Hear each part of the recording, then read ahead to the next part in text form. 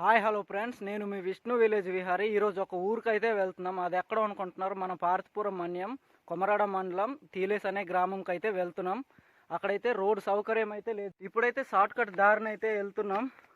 ఆ రోడ్ నుండి రాళ్ళు ఉన్నాయి కాబట్టి జారిపోతామని అయితే ఈ షార్ట్ కట్ దారి నుండి అయితే వెళ్తున్నాం. మేము వెళ్ళే దారిలో చాలా పెద్ద బండరాయి వర్షాల కారణంగా అయితే పడిపోయింది.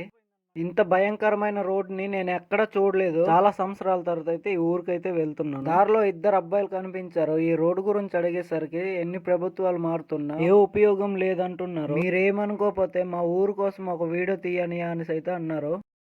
వర్షం కారణంగా అయితే ఇలాగా గోకిసింది అనమాట మట్టి. అలాగే రాళ్ళు అయితే బయటకు వచ్చాయి. ఆ ఊరికి వెళ్తూ అయితే మాకు ఒక బామ్మగారు అయితే కనిపించారు. ఎక్కడికి వెళ్తున్నారమ్మా? కొండకి వెళ్తున్నావా? ఏంటి మేకలు మేపడానిక?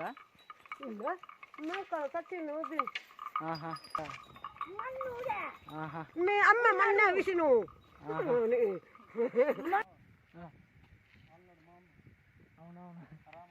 ఫైనల్గా అయితే ఊరు దగ్గరకు అయితే చేరుకున్నాం. అదనమాట ఊరు.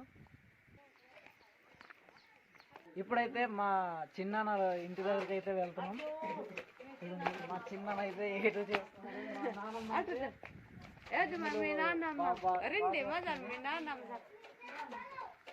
బాగా చేస్తుంది. ఏ బాగున్నావే నీ మంచి నీ మంచికి ఇంబి ఆజాలా అది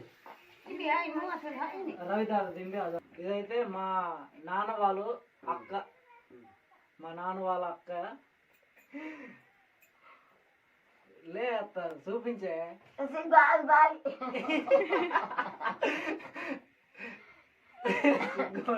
కొమరాడ మండలం అండి, ఇల్లేసి గ్రామము, జీలకర్ర పారన నేను మాట్లాడుతున్నాను. రోడ్డు లేకుండా బ్రతుకుల్లో ఉన్నవారిని కూడా మేము కిందకి దించాలంటే చాలా ఒక 3-4 కిలోమీటర్ల దూరము దించాలి. మరి అలాంటప్పుడు యువతల అల్లకొల్లడు అయిపోతున్నప్పుడు మేము ఎలాగ దించగలుగుతాము? గాజులగూడ నుండి వచ్చాను. ఇలాగ ఊరు సమస్యల గురించి తెలుసుకోవడానికి అయితే వచ్చాను. ఇక్కడ సరైన బడి లేదు, రోడ్ లేదు, ఇంకా వాటర్ ట్యాంక్ అయితే లేదు. దాని గురించి మీరు చెప్తారని అయితే అనుకుంటున్నాను. రోడ్డు బాగలేదు, వాటర్ ట్యాంక్ లేదు, స్కూల్ పిల్లలకు చదువు లేదు, ఇంటికాడ చెప్తున్నారు. ఇక్కడ ఏటి లేదు. మా ఊరు బాగు చేస్తారా? ఊరు బాగు చేస్తేనే చూడు ఇలాగ ఉన్నాం మేము. ఎంత కష్టంతో జరుగుతూ ఉంటే మా ఊరికి డాక్టర్లు కూడా ఎక్కడానికి సాలకుంటున్నారు, ఎట్టి చేయడానికి సాలకుంటున్నారు. కష్టపడి దిగ్గాలే. చెప్పిన మేసరు కూడా ఇంటింటికి చెప్పుకొని పిల్లలకి తిరుగుతున్నారు. ఇక్కడ బడి లేదు, ట్యాంకు లేదు, రోడ్డు లేదు, మాకు ఏటి లేదు.